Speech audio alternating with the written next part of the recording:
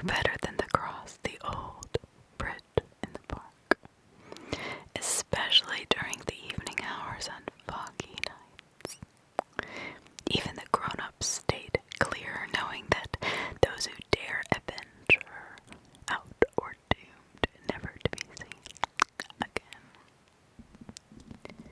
And everyone knows grown-ups are usually pretty naive when it comes to such matters.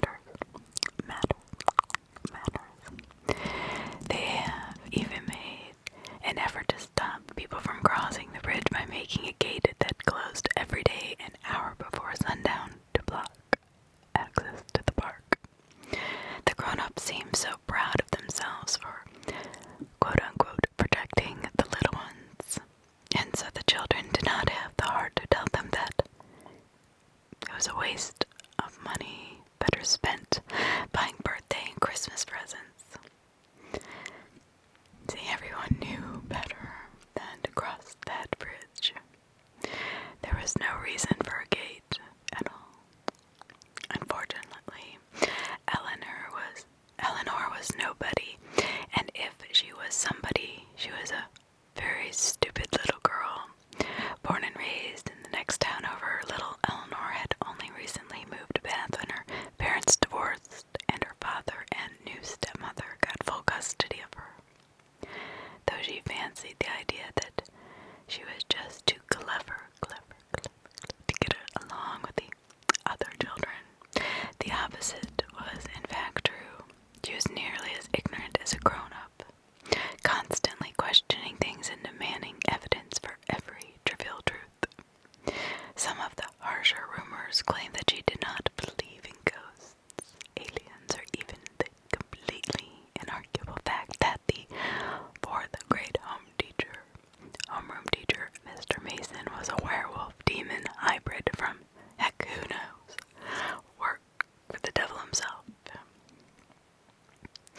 Yeah, she didn't believe in any of this. Thus Eleanor had rightfully replaced quote-unquote paste-eat Patty as the village idiot in Bath Elementary School. Even so, Eleanor was very prideful, no matter how much the other children chastised her for saying silly things like, "There's no such thing as a baby-biting sewer clown," she persisted. It was not long before everyone started to avoid her, fearing that her blatant disrespect of the supernatural made her dangerous and unlucky. At first, Eleanor did not seem to mind too much, as her vanity deluded her into thinking that she was better off alone anyway, since apparently she was just so much more intelligent than all the other children anyway. Still, even nobodies get lonely, and so when she heard that the other children were discussing the matter of the old bridge in the park, she could not help but to butt in. Oh, come on. How is a bridge going to eat children? Really? It's just a bunch of stones. The children had heard her say many strange things, but now she has gone way too far. Even the grown-ups knew how dangerous the old bridge was. A few of the kinder, more patient kids gave Eleanor a pitiful glance, reminding themselves that she did not know any better. But while things like Mr. Mason and the sewer clowns were survivable, the old bridge in the park promised at least a bazillion% chance of never being seen again. Sure, the children hated Eleanor, but they wouldn't wish such a fate upon even the worst of little girls. They begged and pleaded with her to drop the subject, as she demanded proof and credible sources of information. Some were valiant enough to promise to invite Eleanor to the birthday parties if she would only promise never to cross that bridge.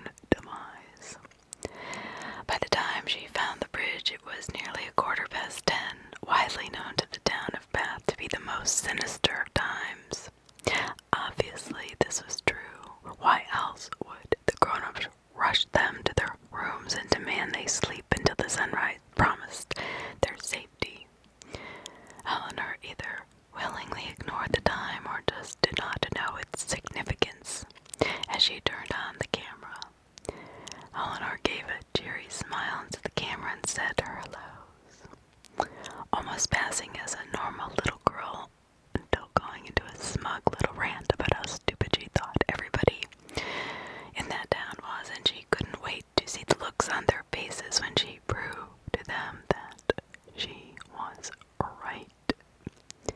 That's right.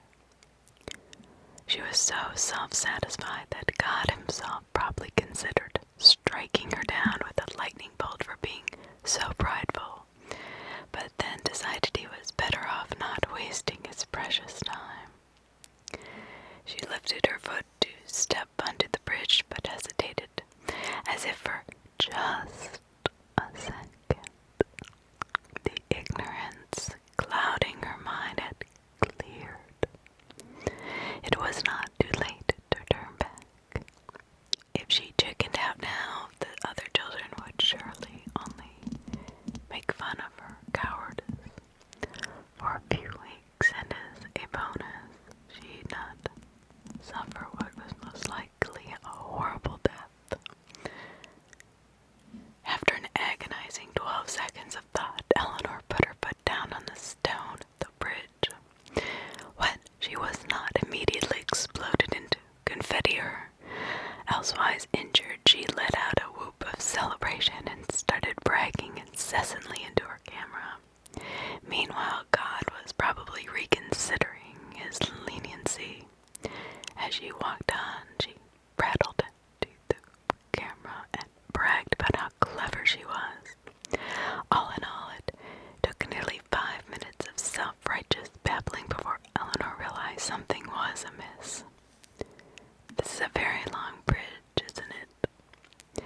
Thinking she had misjudged the width of the river, Eleanor peeked over the railing only to see there was nothing below her.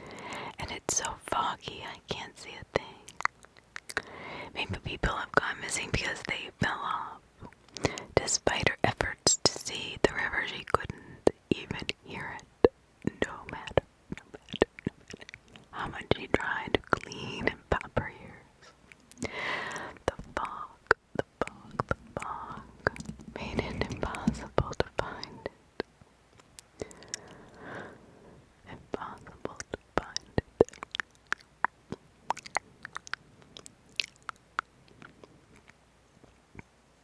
But it had to be there, right? And so she continued on, every step making her more anxious. At this rate, her camera was going to run out of batteries. Any rational person would have turned tail and run screaming like a banshee that had stepped out onto a Lego, but again, Eleanor hesitated.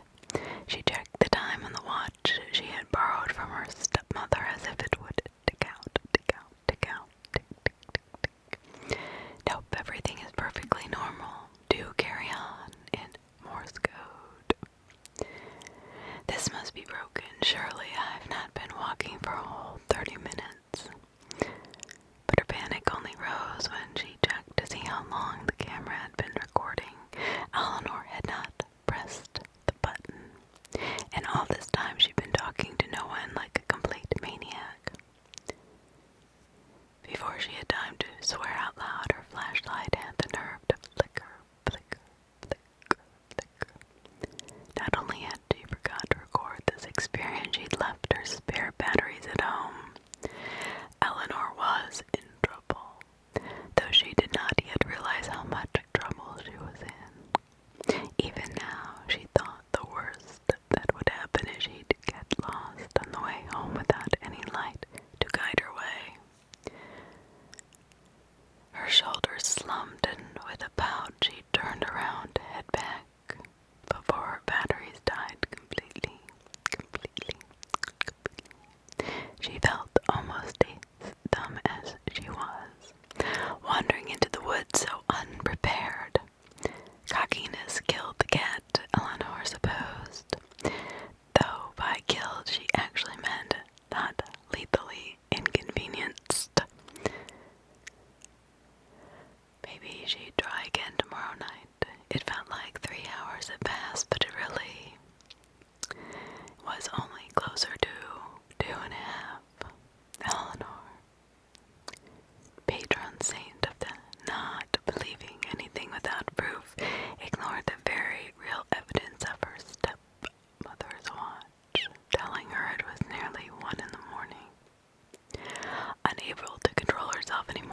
burst into a sprint and ran as fast as her little legs would carry her, desperate to see the bank of the river. Her flashlight gave out, and so did her confidence. She screamed as loudly as she could and fell into a heap under the cold stone of the bridge. What was she supposed to do now? Turning back clearly was not any good, and seeing as the park was closed.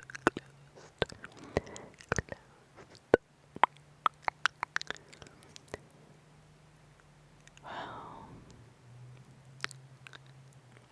Eleanor gave up. Instead of running around screaming, she opted to just sit there and wait for the sun to come up. Surely it would be a waste of time to do anything more. Hours passed by slower than maple syrup right out of a too-cold fridge. Eleanor did anything she could think to pass the time, practice multiplication in her head to figure out what she would tell her father when he found out she'd been out all night wandering the woods. Anything but acknowledged that maybe she'd never get off this bridge alive. Though instead of fearing monsters, she was still afraid of earthly things like dying of wolves or boredom. To prevent at least one of those things, Eleanor put on her camera for real this time, and began recording her goodbyes. At the very least, she thought she could delete it if everything turned out alright. As if on cue, a light in her peripheral vision caught her attention. She quickly turned the camera off and got to her feet. Was it the sun already? No, it wasn't. It wasn't the right color. And it was too small. Could it be? Hey, help, help! Like a moth drawn to a bug zapper, Eleanor scrambled to her feet and darted for the light. Help me! Hello, the light, or more accurately, the ancient old lady holding the light responded. Are you lost, little girl? Eleanor slowed to a quick jog, tears of relief swelling in her eyes. No child in the entire world had ever been more happy to see a weird stranger on the bridge. Yes, oh, thank you so much. I was getting worried that I'd never see anyone again. She couldn't yet see that the old woman had no eyes, or that her right arm appeared to be made of solid gold. She did not see the many rows of bristle-like teeth or the fingers that seemed to have twice as many bones as they should have. If she had, maybe she'd have stopped herself before running straight into the monster's arms and hugging her close. Please, will you take me home? The monster was taken aback. She'd eaten many children, but this is the first to so quickly give itself up to her. This is very fortunate for Eleanor. If the monster were more focused, she'd have unhinged her jaw and swallowed her whole before Eleanor had the chance to look up and realize she was in mortal danger. With a scream, she threw herself off the monster and back the way she came without even looking back to confirm what she saw was real. Skeptic or not, she was more prepared to face the lonely bridge before facing what seemed to be an actual monster. An actual monster. The old woman regained her wits and let out a cackle before chasing after Eleanor. Don't you want my help anymore? Her beat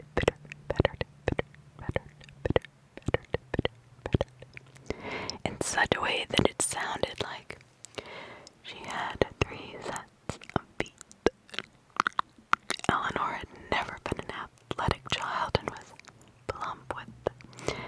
baby fat and too many Christmas sweets. But there was something about being terrified after death that really gets the adrenaline pumping. Slow down, sweetie. It's been too long since I've had a good meal. I can't keep up. Eleanor never listened, but for once it did give her some good. Her lungs burned as she gasped in just enough air to propel herself into safety, though she did not know it, the other children's carefulness was saving her. The monster was weak enough from hunger that she actually stood a good chance of surviving. She was panting too hard to hear that the river was babbling below. Her eyes were too clouded with tears for her to see the sun was rising and the fog was fading away. The moment the light of the morning reached down to the bridge, the monster let out a horrible screech and quickly scurried down into the river. Then Eleanor was still running until she was off the bridge and nearly out of the woods. Finally, she slowed to a walk and let her lungs rest. She had done it. She survived the old bridge. With a start, Eleanor looked at her camera and nearly sobbed with joy. The whole thing had been recorded. There was concrete proof of the horrible monster and her escaping. Heck, she had really only screamed the one time, so she probably looked pretty brave. The other children would be so impressed with her. Her tearful rejoice settled into a worried frown. If this was true, then what else was?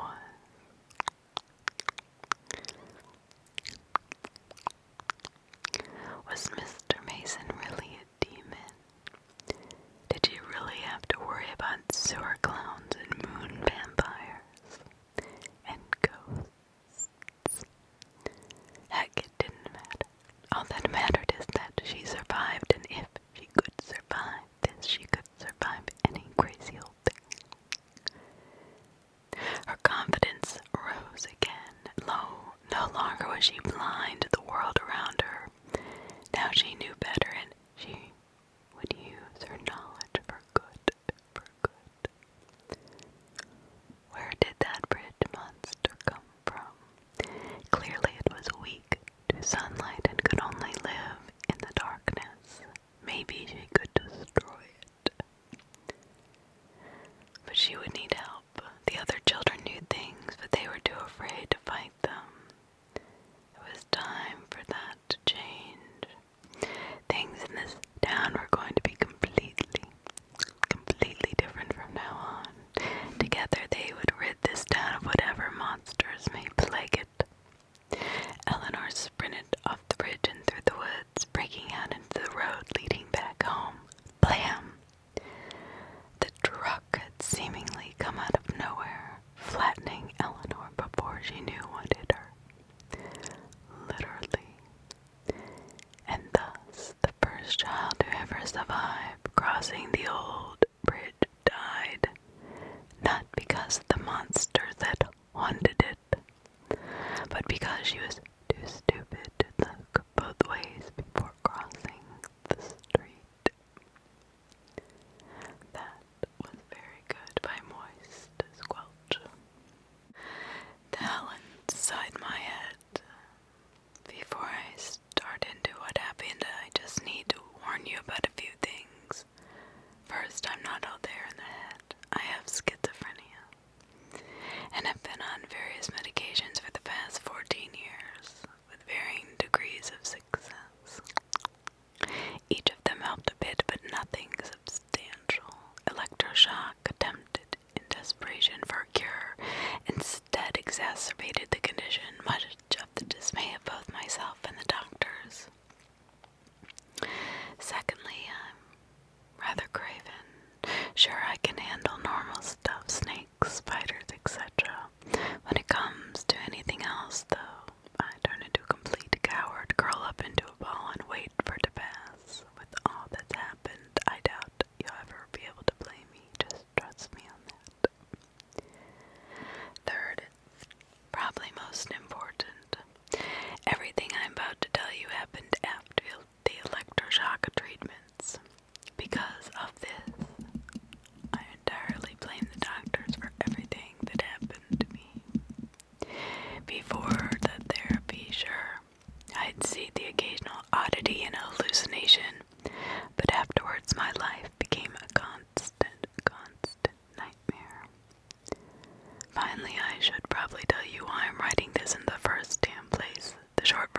because I'm worried about how much I'll be able to help before they get to me again.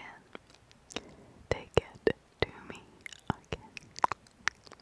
And I want as much as I can get out, even if no one believes me. I need to send this out in the hope that someone will know how to help me. The doctors took me in for shock therapy. The day after my shock therapy, I saw the first one. It was lying in the hospital bed. It was as uncomfortable as ever, but I'd been pretty heavily confined to that bed ever since I got to the medical floor. I really did not have much choice but to get used to it. Dr. Marcus slid open the glass door and came into my room. Good, you're awake. We need to run a basic diagnostic test. Now I understand that you've had a traumatic experience. However, we need to get this done, and the sooner the better. So if you don't mind, can you tell me what you see? Dr. Marcus held up a card with a picture of a pear on it. I see a pear. Are we done? No, I'm afraid not. The doctor's face dropped into a regretful frown. Here's the next card. What do you see? This time the picture was of a home and a family. It looked like it was drawn by a 3-year-old. It's a house and a family. Is this really necessary? I'd like to get up and stretch my legs. Please be patient, Ray. I guess he thought that by using my name, he would make me feel better. I need you to identify one more picture for me. Here, just tell me what you see. Another card. This time, though the picture creeped me out, it looked like a shadow of a person. If it stood up, there was no one attached to it, just the figure. It was entirely pitch black with no features, save for 2 tiny pinpricks where the eyes would be. They looked like stars in the night sky. This was how it started, and I would soon come to regard that image with utter dread. I see a shadowy person with stars for eyes. Where did you get that one? I don't remember it from last time. I wasn't lying. This was a test I had taken many times. Each time they wanted to assess how a new treatment or medication was working. They gave me this test. It was easy. I had actually memorized all the cards by this point, but that one was definitely new. Dr. Marcus gave me a look that was unlike any he had shown before, a mix of puzzlement and confusion and maybe disbelief. Regardless, he made a strange face and looked at the card himself. Are you sure that's what you see here? He asked, turning the card to me again. This time I did recognize the card. It wasn't the figure from before. It was instead a crudely drawn police officer standing next to a crudely drawn police cruiser. What had happened to the photo from before? Or was this the real photo and the last one fake? I hate asking myself questions like that. I learned long ago that when you live the way I live, inquiries about what's real and what's not real tend to go unanswered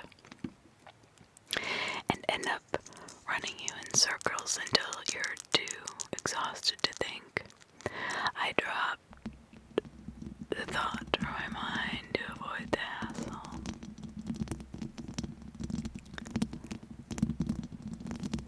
Dr. Marcus, however, was still waiting for an answer.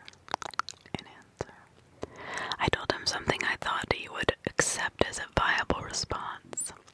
The shadow was the officer next to the police car. He saw through my ploy. It seems to me you may be experiencing some, let's just say, unforeseen side effects. That's why we do this test, to ascertain whether the treatment is an improvement or detriment. I had already heard the speech and did not care to listen to him beat a dead horse. In retrospect, I should have been more fair to him. He really was trying to help. I see that now. I was tired though and wanted to go back to my room instead of spending another minute in that uncomfortable bed.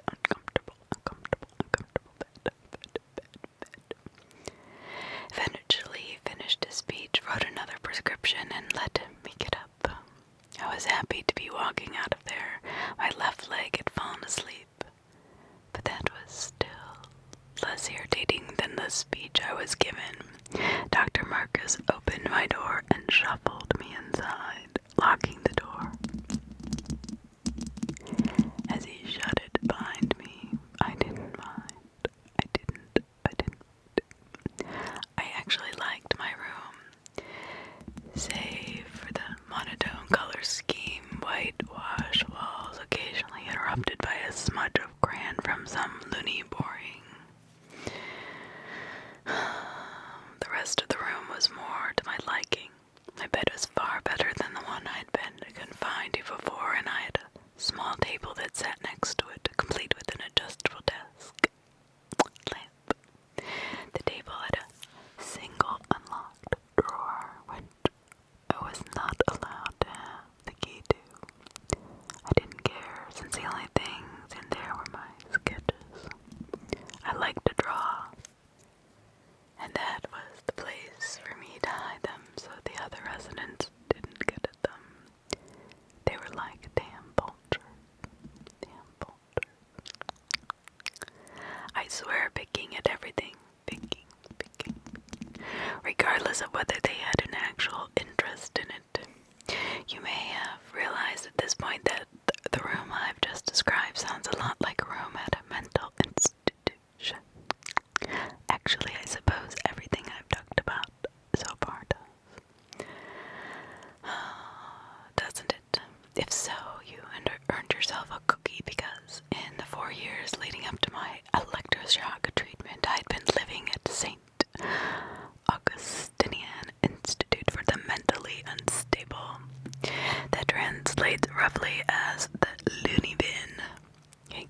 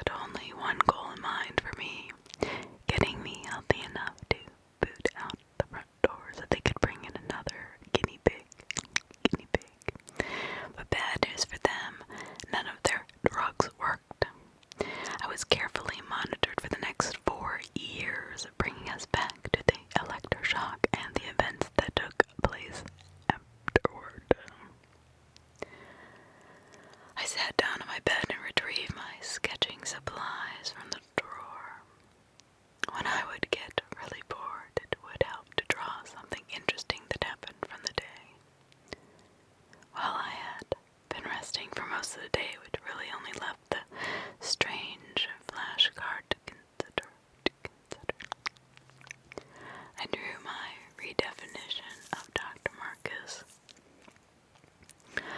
holding up the card.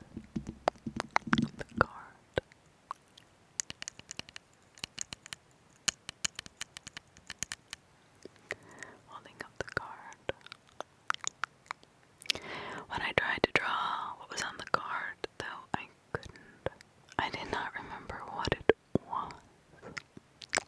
I do now, obviously, but for whatever reason, at that moment it was as though the card was blank, both on paper and in reality. I laid back in my bed getting a headache. I wanted the day to end, and so despite having rested for 15 hours post-op, I fell asleep. I woke up very early the next morning. I did not have access to a clock or watch, but there was no light streaming in through the barred window above my bed. It must have been before dawn. The doctors did not open the doors until late each morning, so I was stuck in there in my boredom, waiting.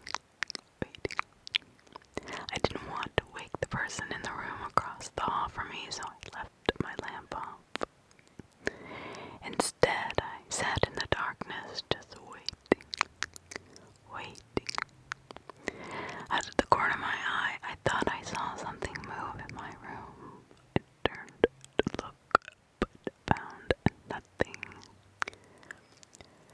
As I rolled back to face the door, however, I came face to face with a horrific sight.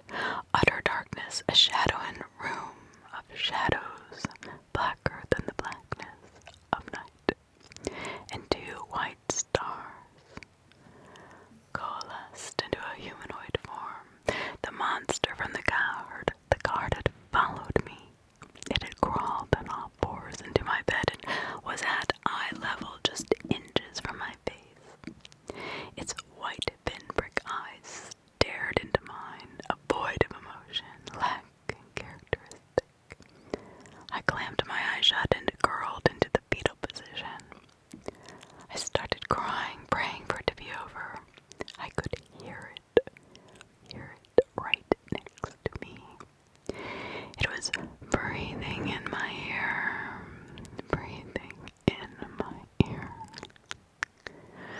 The hot breath emanated from nowhere as the monster had no mouth or nose.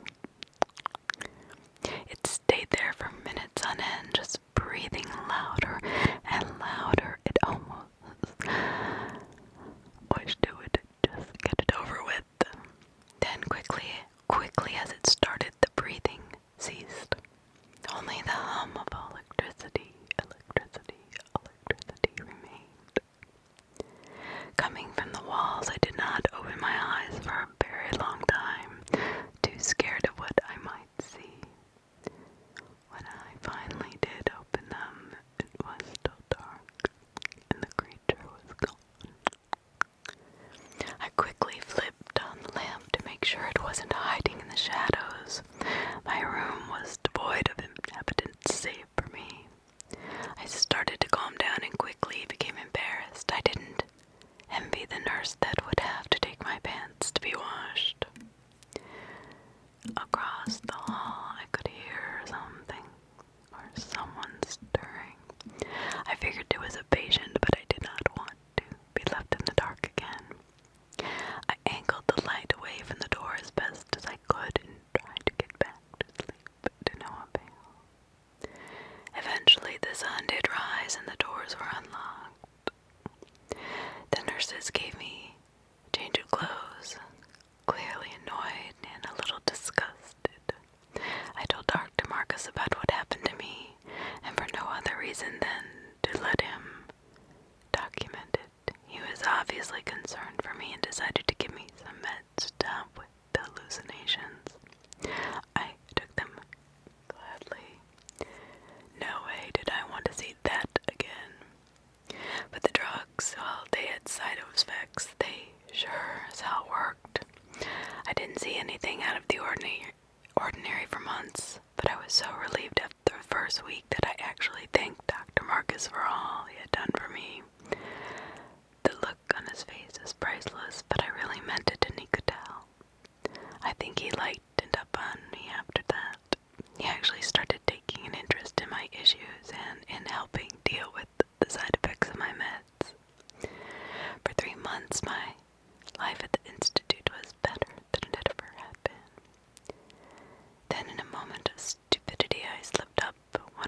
nurses forgot to prepare my psych meds and I forgot to remind them.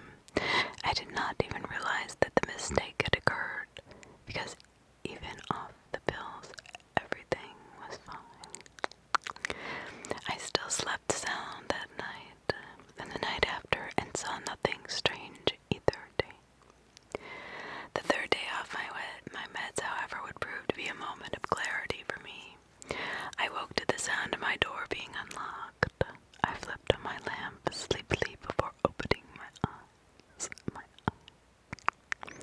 There wasn't a doctor standing there to greet me this time, just the open door. I got out of bed and stepped out into the hall. I turned and closed the door behind me, locking it back up. I looked down the hallway and froze solid at what I saw. I wasn't in the asylum anymore. I was in... I don't know. I can't adequately name the horror that now faced me. I always pictured hell as being fiery and smell of brimstone, but this was not hell. This was visceral. The hall contorted into a fleshy mess. Horrible smelling fluids leaked from the sores in the walls, and the blood-coated, squishy, vein-covered floor. The doors to the other rooms were replaced with sphincters, and down the hall I could see a figure standing with its back to me. I could hear it sobbing. I tried to turn around, but every muscle in my body locked. Something inside of me knew whatever was behind me would be far worse than what was in front of me. I looked back to the door to my room, only to find it was not there. The intestinal tunnel I was in had overtaken the door. I could see the knob and the folds of the flesh, though I thought, if I can just get back through the door, it would be alright. I don't know why, out of pure horror, I concocted the notion that my room was a safety net. It was a stupid idea, but I tried it anyway. Nowhere else to go, regardless, except towards the figure. That was the last thing I wanted to do. I tried to reach for the knob, and the flesh closed around it, pushed through the slimy, squishy mess until I felt my knuckles touch the knob, and I took hold of it. The wall clamped down on my arm, crushing bone and trapping me there. The figure stood and turned to walk toward me, still sobbing. Its pitch black skin was broken only by its pinprick white eyes, which leaked a gray fluid that oozed down its cheeks. The sobbing grew louder and louder, becoming like a banshee's wail, somehow echoing off the twisting walls of flesh. It stood perfectly still a few feet from me, and the gray slime continued to dribble out.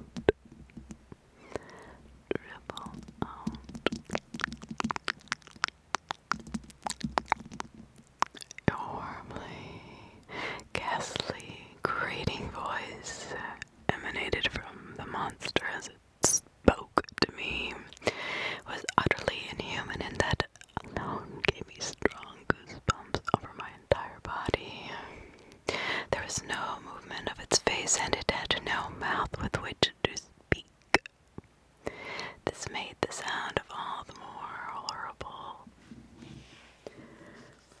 But it was what the creature said that was truly terrifying. We are in you now, and you are in us. Neither can escape, and you cannot stop us now. My knees gave out, and I dropped to the floor, sloshing in the various fluids where I hid.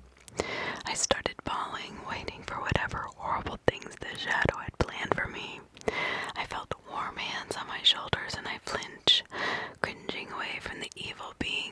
caught me in its web of sinew. It spoke again. Ray, Ray, Ray, are you with us? Ray. I looked up to find Dr. Marcus holding my shoulders, trying to help me. The hallway was normal again, as was my door. My arm had healed. Dr. Marcus pulled me to my feet, but I was still unable to stand well, and I was crying my eyes out as he helped me to his office. It was more than an hour before I calmed down enough to tell him what happened. I spared no detail, watching his face switch between visages of horror, disgust, concern, and outright fear. These looks made me more frightened because this was the only time I'd ever seen Dr. Marcus afraid of what a patient reported seeing. He made certain that the nurses never forgot my meds. Again, they did not work anymore, though. I don't know why. I was really scared of this, though, because I was still hallucinating flames in the hallway, meals made of maggots, and the